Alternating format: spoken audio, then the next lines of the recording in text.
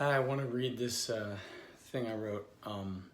It's not really a poem, it's some sort of meditation on a neighborhood I live in. That stretch of 126th from Lex to Park, where I always come to a stop at the light and wait for the inevitable staggering wino, approaching each car for change. A non-stop cycle from dollar pizza to subway stairs to idling traffic. A life in Zombieland. Cruising west to the project block, enterprising gentleman in front of bodega, in front of community center, where, according to that guy in Marcus Garvey Park I once met, they teach yoga.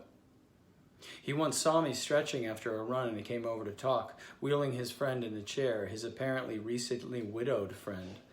A long talk on mysticism followed. Story of clutching a radio on his cot in a men's shelter.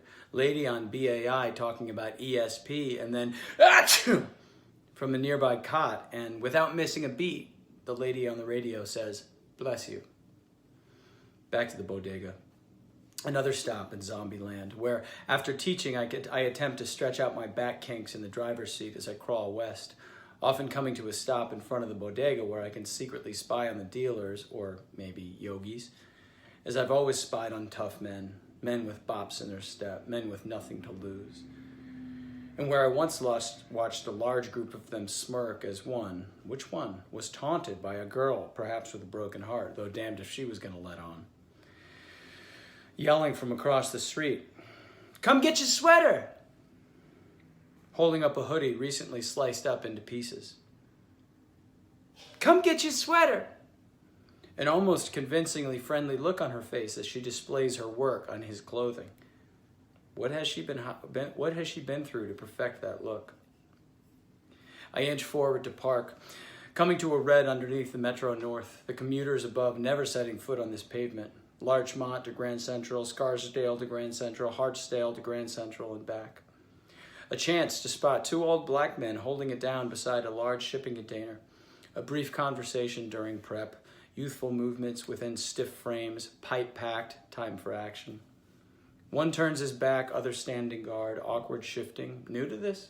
No, not likely.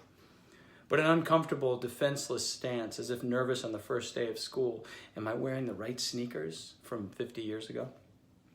But chest out, standing tall, not afraid. So much in that stance.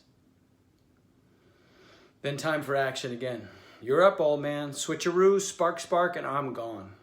Westward to brownstones and my doorman building, a tear running down my face, brought on, I want to say, from a day of teaching. Similarly beautiful adversity, but how can I ignore what I've just witnessed? So many years of secret spying from my window on the subway, from the school bus on MTV. Man.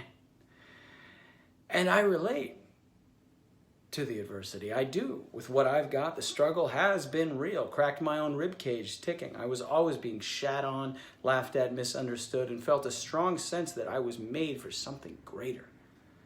And that adversity was fuel that would one day pay off, despite how unlikely it often felt. This little light of mine. But what is this fantasy of mine? I want to pretend my Tourette's is on par with a racial minority? I mean, I know pain. I do. But when you yearn for the pain of others, as an aesthetic cloak you can put on and take off, you forget that pain actually hurts. Thanks.